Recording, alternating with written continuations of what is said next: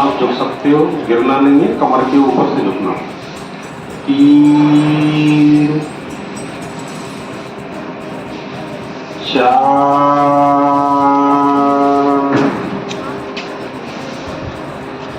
5 6 7। दृष्टि आसमान की तरफ, साथ में भुजंगासन में खींचो पीछे की तरफ। 8 9 10 11 12। स्वस्थ है। ये हमारे सूर्य नमस्कार का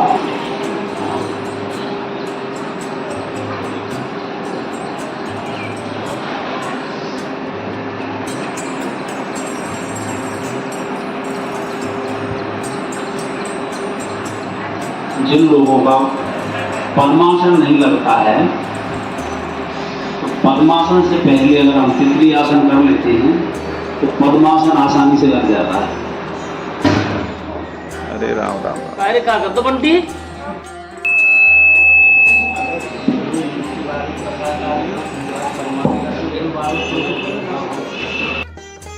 अब दोनों को घुमाना एक साथ।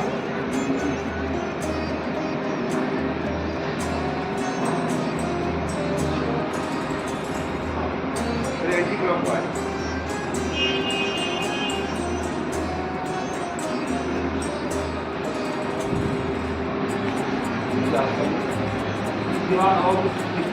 आंखों की स्टैंड हो जाओ और अपनी एक उंगली ऐसे करो। अब इस उंगली को देखना है, अपना सिर नहीं हिलना चाहिए, आंखें सिर्फ उंगलियां है ना, वो इस उंगली को देखते देखते साइड से जाएगी।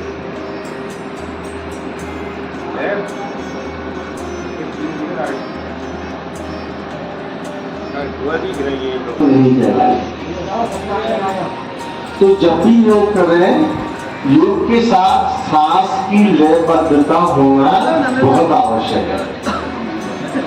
क्योंकि एक व्यक्ति दौड़ रहा है तो वहां भी सांसों की प्रक्रिया लयबद्ध है।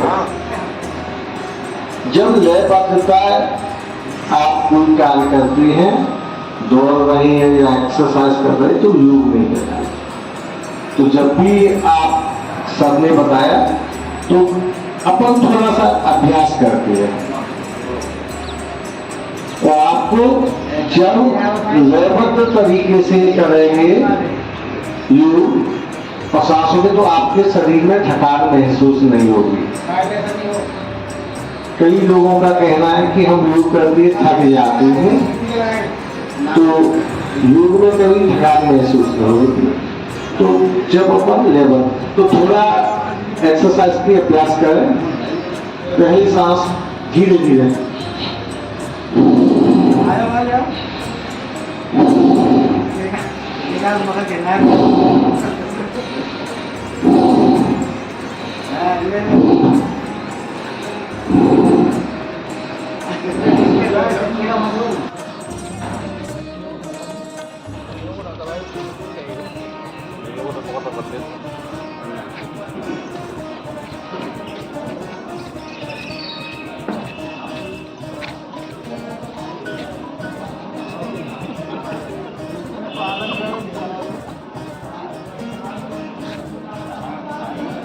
मेडिटेशन के माध्यम से तो धीरे से अपना ध्यान सिर की चोटी पर ले जाएंगे। ध्यान ले जाना है मन को।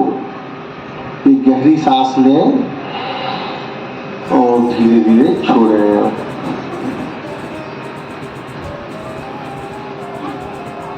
धीरे से सांस गहरी लेते हुए मन को सिर पर ले जाएं। जो आपका मन पूरे शरीर का कंट्रोल है, उस सिर पर ले जाएं।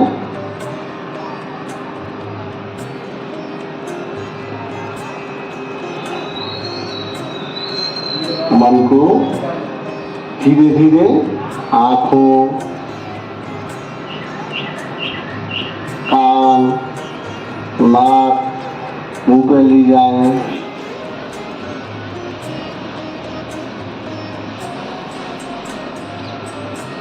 फिर दाहिने से सांस को भरना है धीमे धीमे।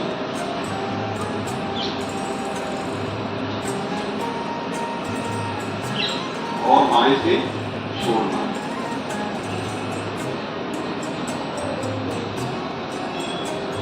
इस प्रक्रिया को हमें, इस अभ्यास को 3 बार करना है।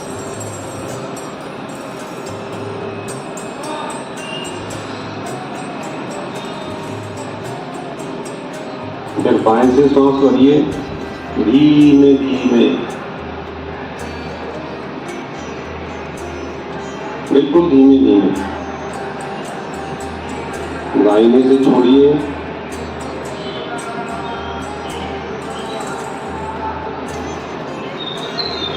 तो दाहिने से सांस भरिए और बाएं से छोड़िए। ये हमारा अनुलोम विलोम के 3 चरण पूर्ण हुए। इसमें भी 3 चरण होते हैं, एक गहरा वाला था, एक मध्यम।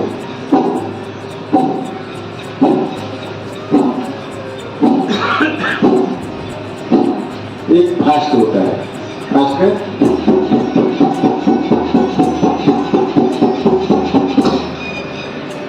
हंसना नहीं है। जब भी आप योगाभ्यास या प्राणायाम कर रहे हैं, हंसते हुए तो हंसते हुए क्या है, झटके के साथ आपकी हवा बाहर, अंदर बाहर। ठीक है। अब विश्राम कर रहे हैं तो ऊर्जा मिलेगी। वही ऊर्जा आपके शरीर को पोषित करेगी और ज्ञानवान बनाएगी कि योगा का अभाव है।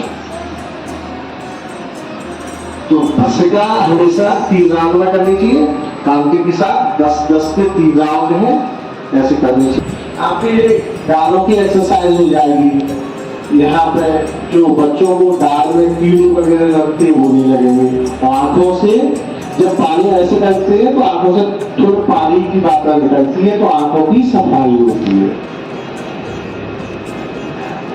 हमारे शरीर की 3 तरह से सफाई होती है। मन की सफाई ध्यान से, तन की सफाई स्नान से, और ज्ञान की सफाई विद्या दान से होती है। तो हमें मन की सफाई किससे करनी है? ध्यान करने से। तन की सफाई स्नान और योगा से भी कर सकते हैं। अब मन की सफाई, अंदर पानी डालो, आपका मन काम हो सकता है नहीं। ध्यान करने से, ध्यान करने से बच्चे, आप साइंटिफिक है, हर चीज आजकल वैज्ञानिक है। तो ध्यान से मन की सफाई कैसे होगी? आपके शरीर में पानी की मात्रा कितनी है? 70 से 75% बताते हैं। एक्चुअली आप जो 70 या 71 होती है, हर व्यक्ति के हिसाब से अलग होती है। तो जैसे अपने शरीर में पानी की मात्रा, ऐसे ही आपने किसी पालकी में गंदा पानी अगर आता है, उसको धीरे धीरे रखा छोड़ दे तो वो धीरे धीरे कैसा हो जाता है? साफ हो जाता है ना? हो जाता है कि नहीं? आपकी आवाज आएगी तभी अच्छा लगेगा। हो जाता है कि नहीं?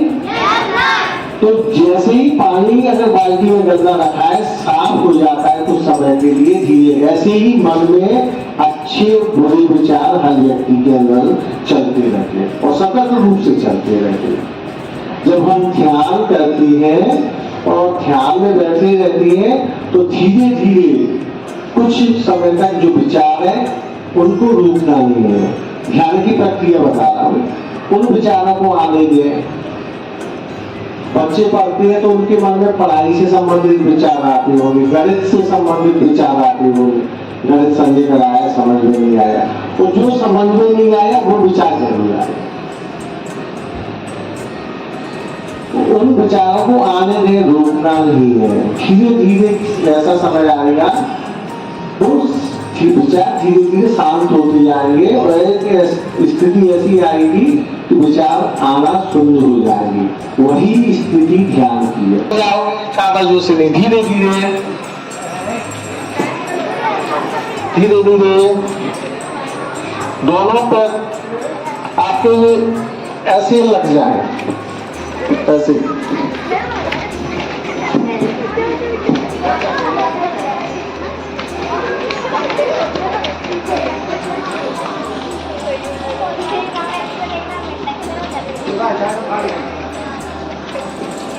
और धीरे धीरे कंधे से लगा लें और धीरे से गर्दन सीधी करना। अब आप क्या करेंगे, गर्दन को धीरे से दाहिने पीछे देखें, आपने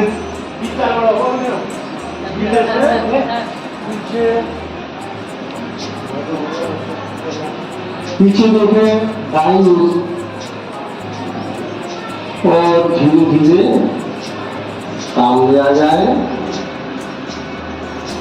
अब दूसरी दिशा में चलिए, हाथ आपके कमर पे ही रहे। एक हुआ, आपको 3 राउंड कर लेंगे। धीरे से धीरे धीरे सामने आए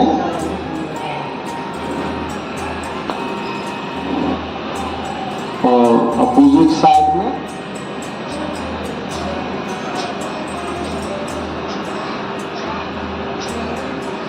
पुनः सामने देखें,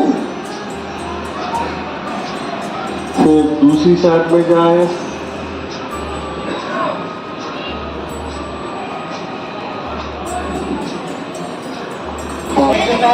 सुखासन में आ जाएं।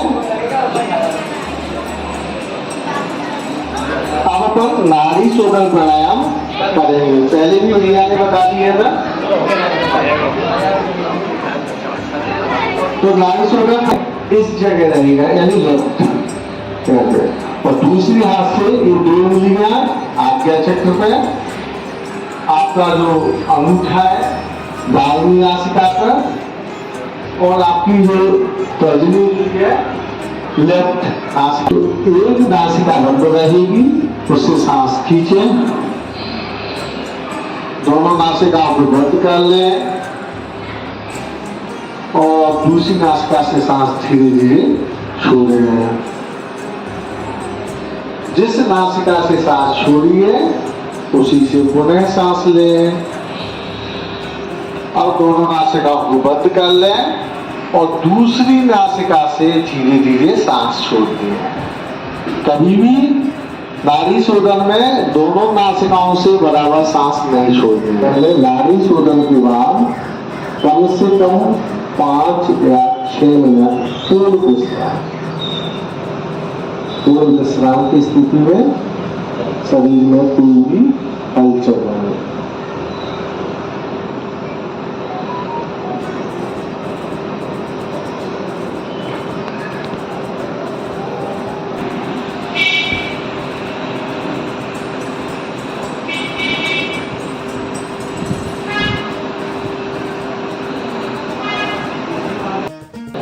धीरे धीरे आहिस्ता आहिस्ता आंखें खोल लें। आज अच्छा लगा। योग प्रशिक्षक की आवश्यकता होती है क्योंकि हम कोई एक्सरसाइज कर रहे हैं और एक्सरसाइज करते समय प्रॉपर ज्ञान नहीं है, प्रॉपर सांसों की लयबद्धता नहीं है, तो वही एक्सरसाइज आपके लिए दुखद बन सकती है। तो आज योग दिवस पे हमारे पधारे हुए BRC सिकलराज जी, पोषणीयो बादाम श्री बिंदुसर भैया जी, हमारे गुजर सर, आर्ट ऑफ लिविंग के बहुत पुराने प्रशिक्षक रवि जी, नीलेश जी, और हमारे एक्सीलेंस के प्राचार्य श्री रामी जी, कुछ व्यक्ति हमारे रामलखन बाबू जी, पोषक कॉलेज के प्राचार्य, और जो भी जिनके नाम नहीं जानता सभी का आज के कार्यक्रम में पढ़ाने पर बहुत बहुत धन्यवाद। हमें प्राय योग की प्रक्रिया नियमित, जब हम इसको अपनी दैनिक जीवन से निकाल देते हैं तो इसका परिणाम जो इफेक्ट होती है वो अच्छे नहीं मिलते। फिर कहते हैं हमारे शरीर में कई आग व्याध बीमारियां होने लगी। धन्यवाद। और मैं हमारे सभी अतिथिगण छात्र छात्राएं, मैं तहे दिल से आपका आभार व्यक्त करता हूं कि आपने इस कार्यक्रम को, ब्लॉक स्तरीय कार्यक्रम को सफल बनाया। इसके लिए बहुत बहुत धन्यवाद। जय हिंद।